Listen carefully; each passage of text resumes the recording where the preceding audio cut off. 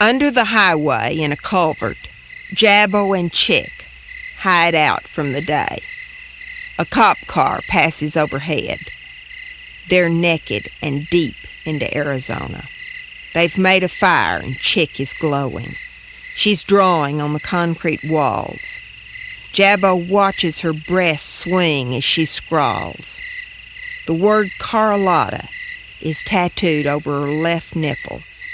His own body is alive with words and pictures, but they're more than just marks. He looks at the dots on his fingers. Then he says he's been pissed off his whole life. Chick stops, looks at him.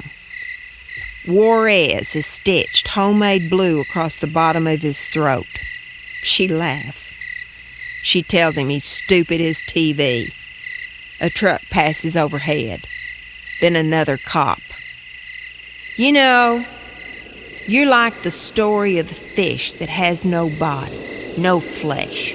A skeleton fish, all bones and empty and lost, swimming around underwater forever looking for your own skin. And one day, in complete frustration, that fish jumps right out of the water and grabs a seagull. He's fed up with seeing that thing up there just flying around all free and easy, so he decides to kill it and eat it. But the first bite he takes, something happens. As soon as he swallows, he grows a brand new little piece of himself on himself, a little string of meat dangling on the bone. And it occurs to him, the more seagull he eats, the more real fish he's going to become. So he starts eating that bird like there's no tomorrow. Well, when the seagull is completely gone, gobbled up, sure enough, the fish has turned into and become a true whole fish. He's thrilled to death. But here's the catch. While that poor bird is being eaten, he's also been flying straight up. And a fish, I don't care how real they are, can't live in the sky. He's just way out of his element. So, he falls. Jabbo glares at her. He says he hates fucking fish stories. That night, in a motel, Sailor is looking at the map. It reminds him of the best tattoo he ever saw. A man who's completely covered with a net, his entire body cross-hatched with lines stopping only at the wrist, ankles, and the neck. The amazing thing is what was underneath. Behind the net and drawn with great skill were thousands of birds of every kind, frantically trying to get out. The net was drawn like it was bulging, and wings, feathers, and beaks looked like they were sticking out in places, and in other areas, like over his heart, it was unraveling. It was like every wish he ever had was busting loose inside him.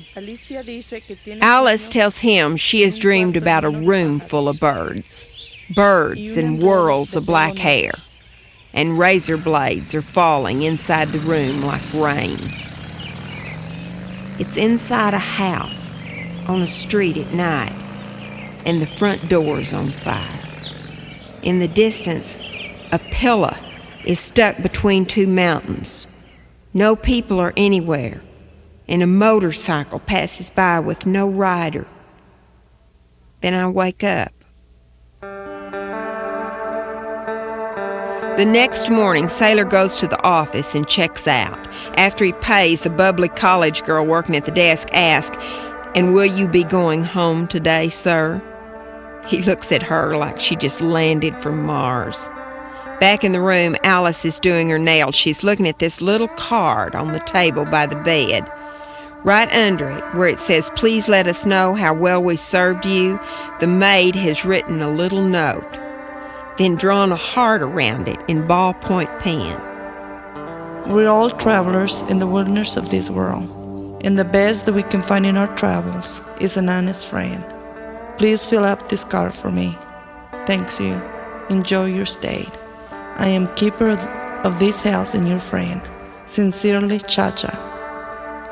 Beneath the heart is a ballpoint drawing of a tiny sailboat on water that looks just like upside-down birds. Sailor sticks his head in the door. "Let's wing it, Angel.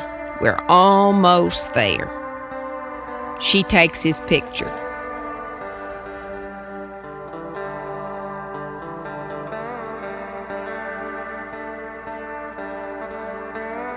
That night, Sailor and Alice get to Cortez. Jabbo and Chick are already there. They meet.